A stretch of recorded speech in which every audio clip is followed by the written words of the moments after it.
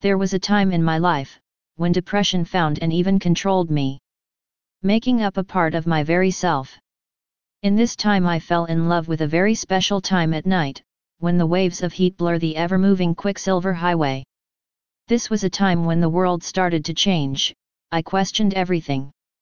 Simple things such as movies didn't make sense. According to the picture shows, when the alien mothership arrives, dramatic music will start playing.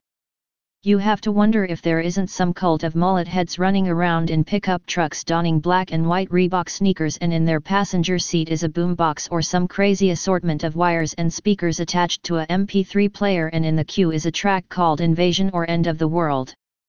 It may be just me, but do you often wonder about that funny-looking guy sitting beside you at a stoplight?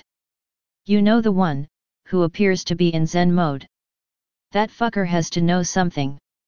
The end is about, and he is just way the hell too happy. Thinking there is something up, so you decided to pull in beside him, following slowly. You have to wonder if this guy thinks you're the feds or maybe the men in black. Speeding up and slowing down, you match his speed, both worried and wondering about his motives to do so. He pulls into an old 3-story house, and working around are others like him. You get that full Fight Club cult mindset. Something is up, you think, but let it go. After all, it's entirely not our problem, is it? Maybe I should slow down and redirect. There are some funny things going on, and has been for some time. This brings us to a story I call The Tubes. It's hard for me to get the creeps, but dear readers, this is true. Back when I was just a sprout, I got into a little trouble. A gunshot to the chest, hospital's visit, and a piece of copper from a 9mm slug logged in the upper part of my chest bone. If you take a bullet just right, the damn thing will give you a nice half-moon scar. Don't confuse this with luck or stupidity. The events leading up to and after this caused my family to move way the hell back out in no man's land. Most of which was due to the fact I refused to talk about this story, both to the doctors and the police. I was underage. They can't force me, and sure as hell can't stick me in jail.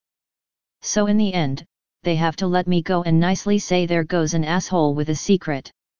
During this time I met a like-minded group of kids, who were just as confused about this place as I was. If you ever get to the Bible Belt of the USA, look around at the roads, signs, and people. Every day people post something about the Freemasons. The truth is they don't know shit.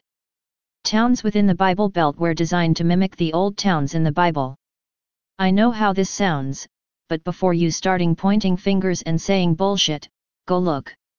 As they say, all roads lead to Rome. Find Rome, and draw a line on the map. Keep in mind I didn't see the connections until later in life, and that's not why we are here at the moment. I need to tell you about the tubes.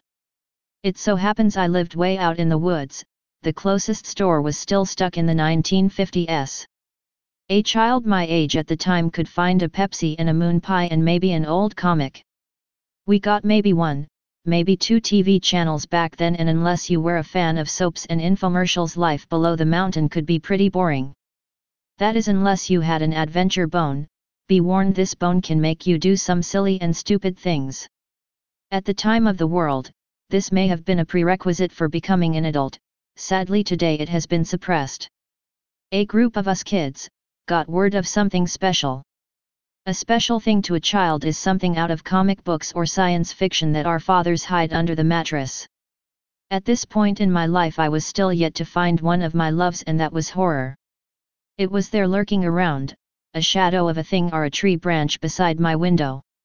When I found her, she latched on just as a leech does after a meal. Later in life I became its plaything, a projector of visions that it danced in front of me at night or in the shadows. Horror never left. She stayed with me past the good and the rebounds and drugs. She was there to give me a fright during my darkest hours of addiction. In the past there were people who asked how I got past the bad things. I simply told them I found a word in the dark. One of my childhood scouts got a lead about some guy that was keeping bodies in a barn. I can assure you, get a group of boys together, have someone come in and say so and so has a bunch of bodies tucked away somewhere. By God, come hell or high water, we will march and find a way to see them even if we have to become ninjas. A curious child is a clever one. As night descended upon our group, we each made arrangements saying that a bunch of us were going to go out camping. As long as we didn't die or get into trouble, each of our parents were happy to exorcise us from the homes, even if it was for 12 hours. Now that I am old and grey, I look back and wonder how we didn't end up the subject of a strange experiment or kidnapped with our faces painted of every milk carton from here to Ohio. Each of us gathered our supplies and headed west. Lucky for us, the place we were headed was located on a corner of an abandoned set of woods.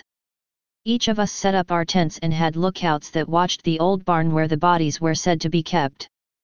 Beside it was an old farmhouse, and from time to time we would see an old man walk back and forth from the house to the barn. I don't know if it was luck or really bad luck, but sometime during the night the old man got into his car and left. Each of the boys gathered their flashlights and snuck across the road, heading to the barn. The barn was much older than the house. One of us pulled the latches and each of us jumps out of our skin when the door popped. Inside a barn one would expect to find a tractor and hay bales, but not here. Along one wall were strange machines and flickering lights. Along the other wall were 5 large tubes. Inside was a strange neon green liquid that bubbled around a lifeless human body. Ray, one of the boys, tapped on one of the tubes. The lifeless body of a woman jerked a little, then went limp again. Each of us left that barn with questions. When one of the boys finally broke, his father went out to the barn to find nothing. Months later the house and barn went up for sale. I guess one could say the moral of this story is, you really don't know who is in your town until you know them, then well, you should have questions.